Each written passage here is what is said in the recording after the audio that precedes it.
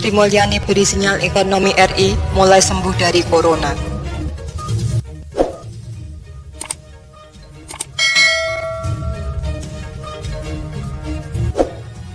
Menteri Keuangan Sri Mulyani Indrawati memberi sinyal bahwa ekonomi Indonesia mulai sembuh dari tekanan dampak pandemi virus corona atau COVID-19.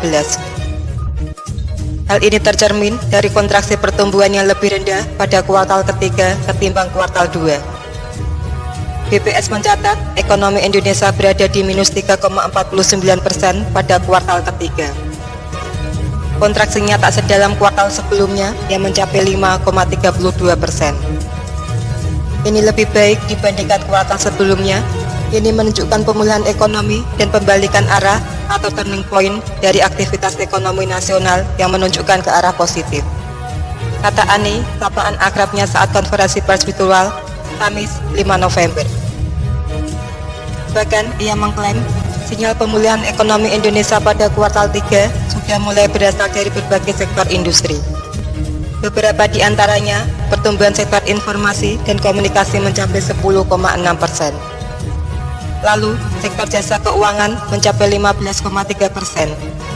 Begitu juga dengan pertanian sekitar 2,2% dan menjadi salah satu sektor yang terus positif sejak pandemi terjadi di Indonesia. Dari komponen pendukung pertumbuhan tercatat, konsumsi pemerintah positif 9,8%. Lalu, konsumsi rumah tangga membaik dari minus 5,5% menjadi minus 4%. Ini didukung oleh belanja pemerintah dalam rangka perlindungan sosial yang meningkat sangat tajam, ungkapnya. Investasi juga membaik dari minus 8,6% menjadi 6,5%. Ini didukung oleh berbagai indikator investasi seperti penjualan semen, penjualan kendaraan niaga, dan impor barang modal yang mengalami perbaikan, jelasnya. Dari sinyal ini, ia meyakini indikator investasi akan terus merangkak ke arah positif. Apalagi pemerintah juga telah mereformasi iklim investasi dan birokrasi di dalam negeri. Perbaikan kinerja ekonomi nasional, baik dari sisi konsumsi dan investasi, diharapkan terus berjalan, meningkat, dan terakselerasi, tuturnya.